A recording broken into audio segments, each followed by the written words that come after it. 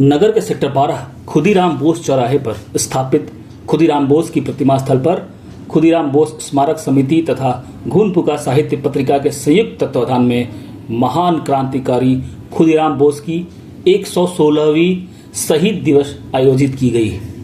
इस अवसर पर लोगों ने खुदीराम बोस की प्रतिमा पर पुष्प अर्पित कर उन्हें श्रद्धांजलि दी। यहाँ बोलते हुए खुदीराम स्मारक समिति के अध्यक्ष चौधरी ने कहा कि खुदीराम बोस ने मात्र 18 वर्ष की उम्र में ही देश के लिए हंसते हंसते फांसी स्वीकार कर ली, लेकिन अंग्रेजी हुकूमत नहीं स्वीकारी।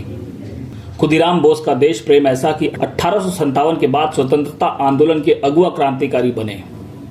आजादी का ऐसा रखवाला बिहार के मुजफ्फरपुर में अंग्रेज जज केसफोर्ड को बम से उड़ाने की कोशिश की। उस हमले में अंग्रेज जज तो बच गया, लेकिन 2 अंग्रेज महिलाओं की मृत्यु हो गई थी।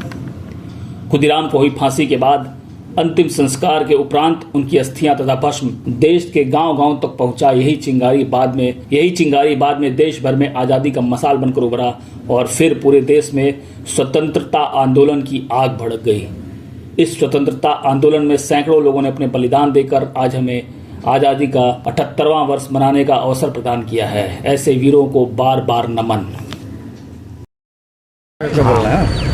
आज हम लोग महान क्रांतिकारी शहीद खुदीराम बोस की 116वीं शहादत दिवस पर यहाँ इकट्ठे हुए हैं और शहादत दिवस हम लोग हर साल मनाते हैं।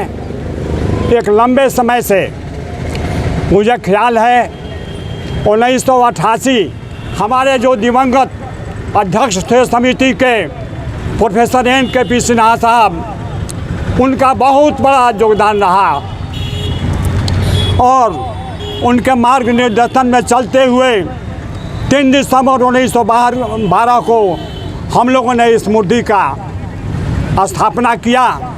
तब से ये चौक खुदीराम चौक हो गई। हमारे देश के शहीद आज़ादी आंदोलन के उस मकसद को आज भी हमारे सामने प्रस्तुत कर रहे हैं, जिसके लिए भारत के लोगों ने मजदूरों, किसानों, छात्रों, नौजवानों, बुद्धिजीवियों तमाम लोगों ने 100 साल लड़ाई लड़ी और हजारों कुर्बानियाँ दिया। उस शहादत का आखिर तक मकसद क्या था, क्या लक्ष्य था, उस लक्ष्य को बताने के लिए ये शहीदों की मूर्तियाँ आज भी हमारे बीचे चीख चीख के कह रही हैं कि भारतवासियों आज़ादी के मकसद को समझो। इन्हीं शब्दों के साथ हम लोग ये शहादत दिवस मना रहे हैं। शहीद खुदीराम बोस अमर रहे, शहीद खुदीराम बोस अमर रहे। मेरा नाम मोहन चौधरी।